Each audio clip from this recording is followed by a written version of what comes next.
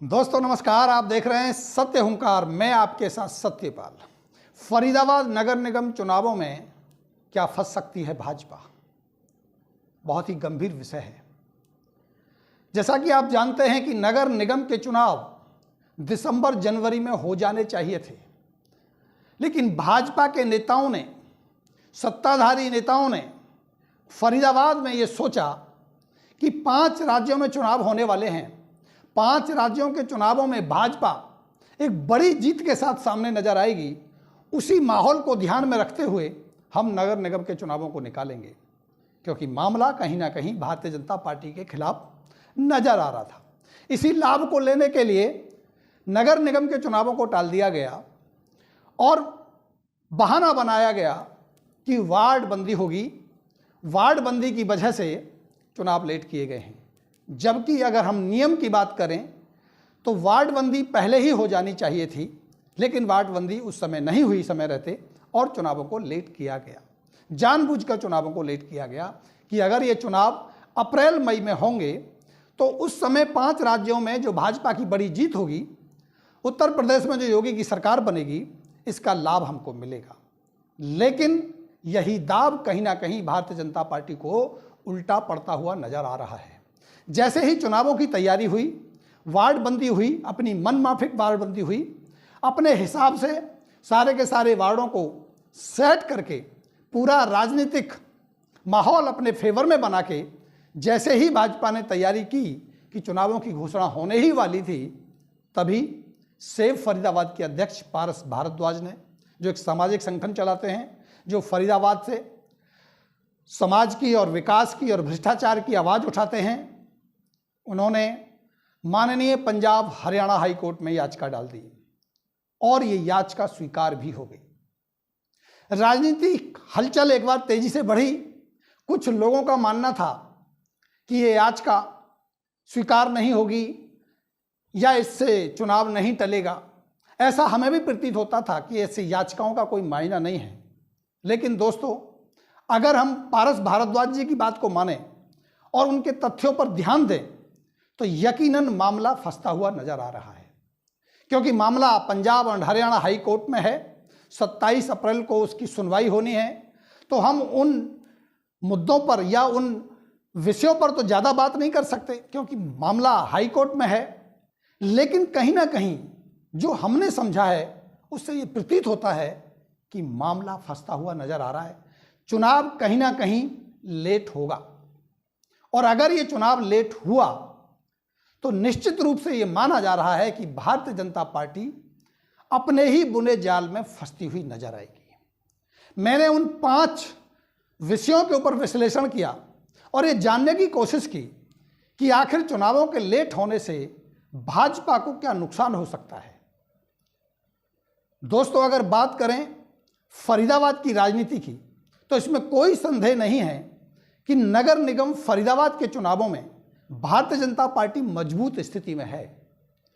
उसके खिलाफ, या यूं कहें कि विपक्ष के नाम पर, कोई भी पार्टी या कोई भी नेता फरीदाबाद में सक्रिय रूप से नजर नहीं आता। अगर आज की स्थिति में चुनाव किए जाएं तो निश्चित रूप से जो विपक्ष है वो फरीदाबाद में नदारद है। या तो विपक्ष के नेता भारतीय जनता पार्टी के बड़े नेताओं की फेवर में चले गए हैं, गोद में चले गए हैं, झोली में चले गए हैं। यकीनन नगर निगम फरीदाबाद के चुनावों के लिए भाजपा इस वक्त मजबूत स्थिति में है।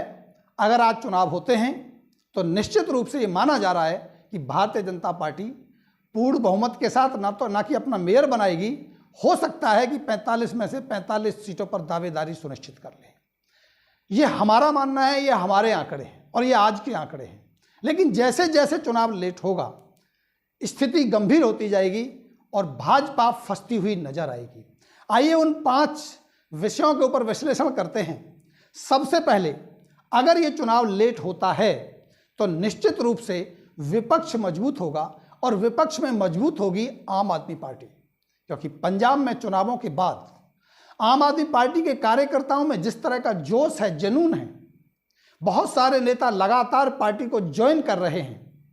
निश्चित रूप से फरीदाबाद में जैसे जैसे आम आदमी पार्टी को वक्त मिलेगा, वो मजबूती से उभर के आगे आएंगे। देखा भी जा रहा है पूरे के पूरे हरियाणा में, चाहे वो खट्टर की बात हो या बड़े नेताओं की बात हो, जब भी कोई बयान दिया जाता है आम आदमी पार्टी और केजरीवाल को केंद्रित करके बयान दिए जा रहे हैं। कहीं जंग छिड़ी है स्कूलों को लेकर के, तो कभी बात हो रही है बिजली को लेकर के, कभी बात हो रही है किसानों को लेकर के, तो कभी बात हो रही है भ्रष्टाचार को लेकर के, लेकिन निशाने पर आम आदमी पार्टी और आम आदमी पार्टी के निशाने पर भाजपा है। यानी कहीं ना कहीं हरियाणा में आम आदमी पार्टी विपक्ष के रोल में बनती हुई नजर आ रही है। और ये सीधा सीधा जो फैक्टर है फरीदाबाद में, ये मजबूत होता हुआ नजर आएगा। अगर आम आदमी पार्टी को समय मिला तो निश्चित रूप से भाजपा के लिए मुश्किल खड़ी कर सकती है। और ये ही विषय सबसे बड़ा चिंता का विषय बना हुआ है भाजपा के नेताओं के लिए। अगर मैं बात करूं दूसरे पहलू की, तो गर्मियों की शुरुआत हो चुकी है। गर्मियों की जैसे जैसे शुरुआत आगे होगी, तेजी से बढ़ेगी ये गर्मी, ये मुश्किल पैदा करेगी जनता के लिए, क्योंकि कोयले की कमी ने इस बात का इशारा कर दिया है कि पावर कट बढ़ेगा, बिजली की समस्या बढ़ेगी।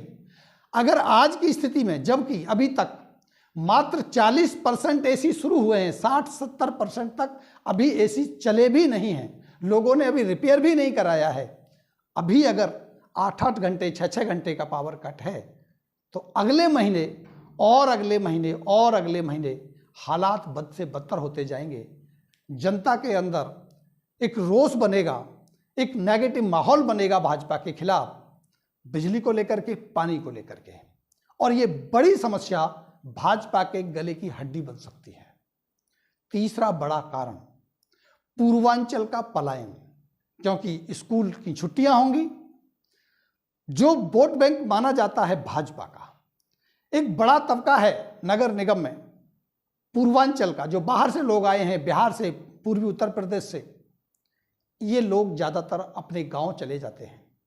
बहुत सारे लोग, बहुत सारा मतदाता नगर निगम फरीदाबाद के चुनावों में शायद अपने मताधिकार का प्रयोग नहीं कर पाएगा, क्योंकि स्कूलों की छुट्टी की वजह से वो चला जाएगा। और ये नुकसान भी सीधा सीधा भारतीय जनता पार्टी को होता हुआ नजर आएगा। चौथी बड़ी बात जो होगी, बारिश की शुरुआत हो जाएगी। जैसा कि आप जानते हैं कि फरीदाबाद की गली गली इस वक्त खुदी पड़ी है। कहने के लिए विपक्ष के जो नेता हैं वो आरोप लगाते हैं कि फरीदाबाद को बर्बाद कर दिया, पूरा का पूरा फरीदाबाद की हालत खराब है।